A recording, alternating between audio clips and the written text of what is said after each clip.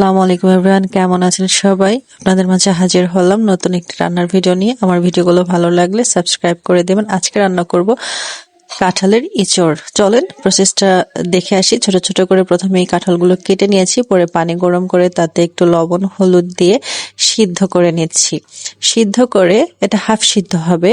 Half সিদ্ধ করে আমি পানিটা ফেলে দিয়ে ভালোভাবে পানিটা ঝারিয়ে নেব। তারপর চিংড়ি মাছ নিয়ে নিয়েছি, আমি আর চিংড়ি মাছ দিয়ে রান্না করব।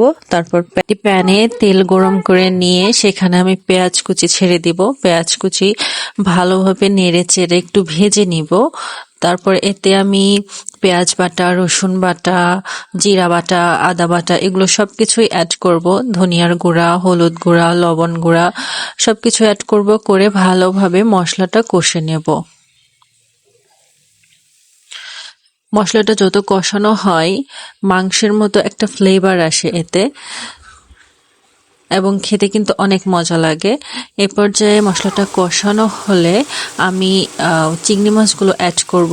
চিংড়ি মাছগুলো একটু কষিয়ে নিয়ে তুলে রাখবো। তারপর সিদ্ধ কাঁঠালটা আমি ভালোভাবে নাড়াচাড়া করে নিব এবং সামান্য ঢেকে দিব, এতে পানি বের হবে।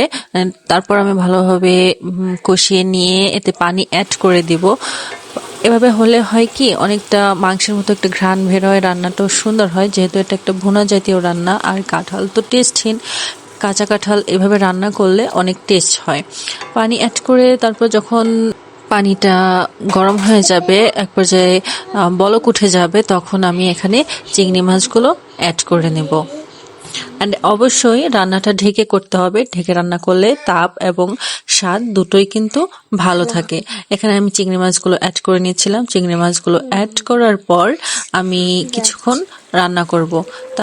অ্যান্ড এই পর্যায়ে যখন গা মাখা একদম ঝোল চলে আসবে তখন আমরা বন্ধ করে দেব। ব্যাস, আমার রান্না রেডি। আপনাদের যদি আমার ভিডিওগুলো ভালো লেগে থাকে অবশ্যই সাবস্ক্রাইব করে দেবেন নিত্য নতুন ভিডিও দেখার জন্য। আল্লাহ হাফেজ।